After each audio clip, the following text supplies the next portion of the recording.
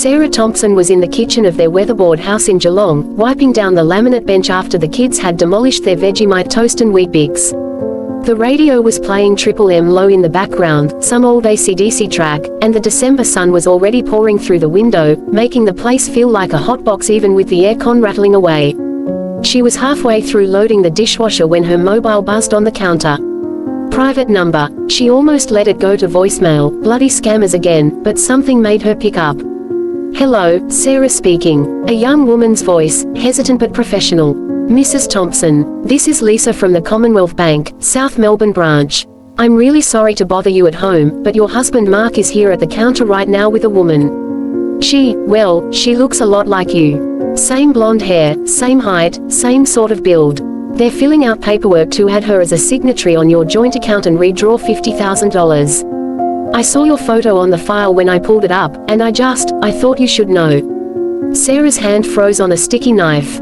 The kitchen suddenly felt too quiet, even with Bon Scott growling in the background. Mark was supposed to be in Sydney. A 3-day business trip for his plumbing supplies company, some big trade show at the ICC Darling Harbour.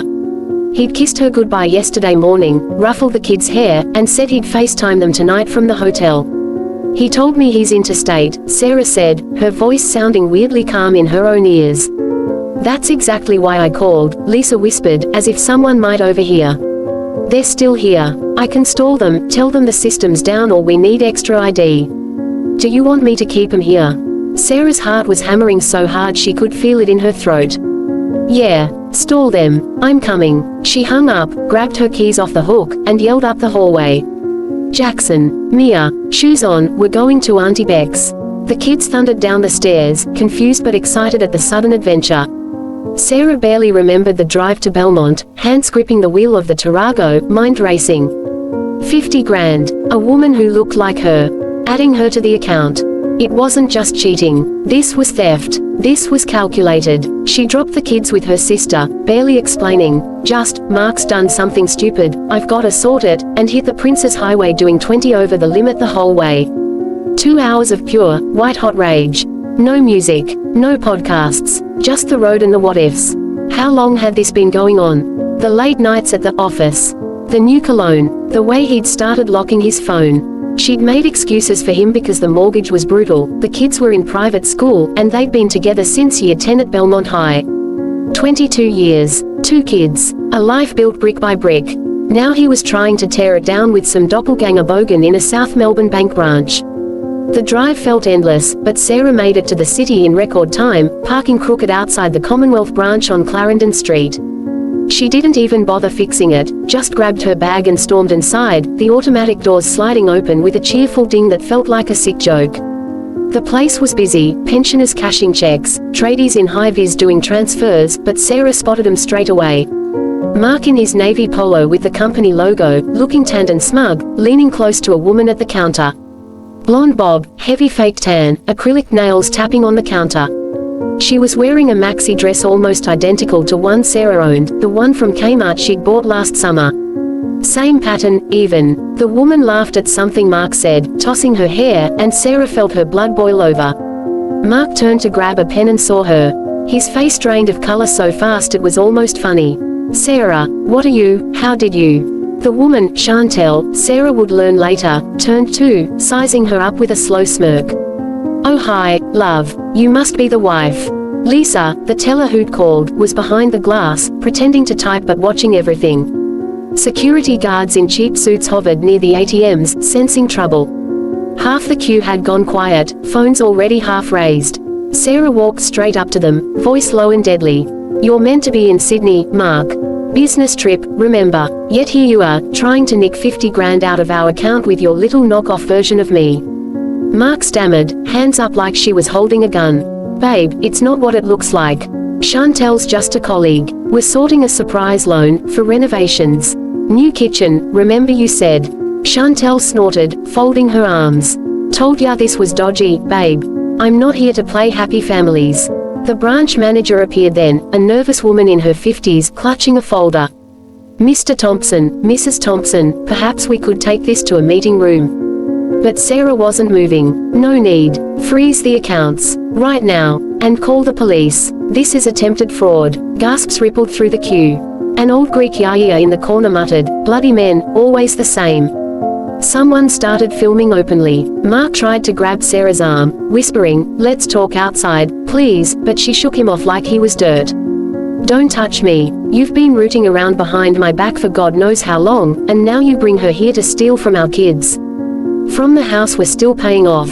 Chantel rolled her eyes, grabbing her fake Louis Vuitton off the counter. Look, I didn't know he was married. He said you were separated. I'm out. She started towards the door, heels clicking. Sarah called after her, loud enough for the whole branch to hear. Run along, love, but the cops will want a word with you too. The police arrived faster than Sarah expected, 2 constables from South Melbourne Station, looking bored until they heard the words, identity fraud, and large redraw attempt. By then the branch was a circus. Customers openly filming, whispering, one bloke live streaming to Facebook with the caption, cheating hubby busted live at Combank. Mark sat in the manager's office, head in his hands, repeating the same rubbish, it was just a loan, officer. A surprise for the missus. The cops weren't buying it. They took statements from Lisa, who was shaking but proud, and from the branch manager, who confirmed the woman bore a deliberate resemblance and that proper ID checks had been about to fail anyway. Chantel had scarpered, but security footage caught her plate, some little Mazda with P plates and a baby on board sticker that made Sarah want to laugh and scream at the same time. Police said they'd track her down easy. Sarah stood in the foyer, arms crossed, watching Mark get let out in cuffs for questioning. He tried one last pleading look. Sir, please. The kids. You should have thought of the kids before you tried to rob us, Mark. Her voice didn't even shake anymore.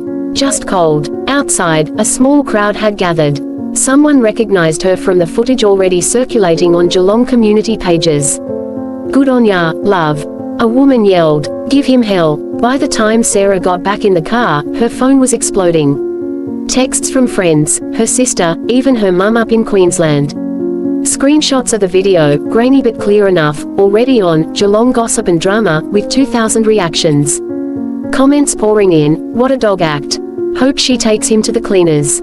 Bank teller is a legend. She drove home in a daze, stopping only for a bottle of Sauv Blanc at the Dan Murphy's in Torquay. The kids were still at Beck's, oblivious. Sarah sat in the driveway a long time before going inside, staring at the house they'd bought together 12 years ago. The cubby in the backyard Mark had built. The photos on the fridge. All of it felt poisoned now. That night a current affair called, some producer begging for an interview. Sarah said no, but they ran the bank footage anyway, pixelating faces but not before half of Victoria recognized Mark's stupid polo shirt. The headline, Aussie mum's dramatic takedown of cheating husband in daring bank fraud plot.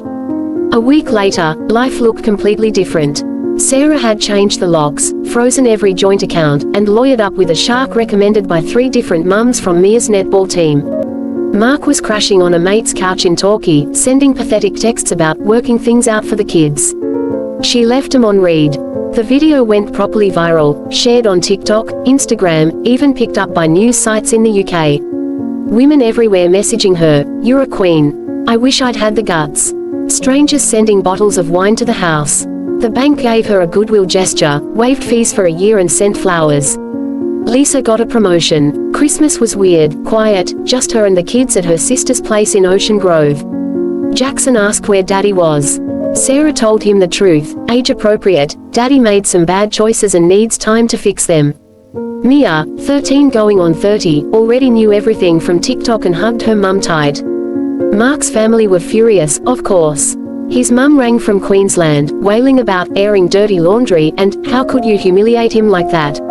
Sarah's response was short, he humiliated himself, and nearly robbed his own children. Tell him to grow up. New Year's Eve, Sarah sat on the back deck with Beck and a couple of bottles of Sauv Blanc, watching the kids set off sparklers in the yard. The comments were still rolling in online, thousands of women cheering her on. Someone had even made a meme, Sarah striding into the bank with the caption, when the bank calls you about his bullshit. Beck raised her glass. To new beginnings, sis. And to karma being a beautiful thing. Sarah clinked her glass, the fairy lights twinkling overhead. The house was hers now, the court had granted interim orders. The money was safe. The kids were safe. And for the first time in years, she felt light. Free. She looked at the empty chair where Mark used to sit, barbecuing snags and telling dad jokes. Cheers to business trips, eh? She said to the night air, and laughed, properly laughed, for the first time in months. Somewhere out there, Mark was learning the hard way that you don't mess with a Geelong mum who's had enough.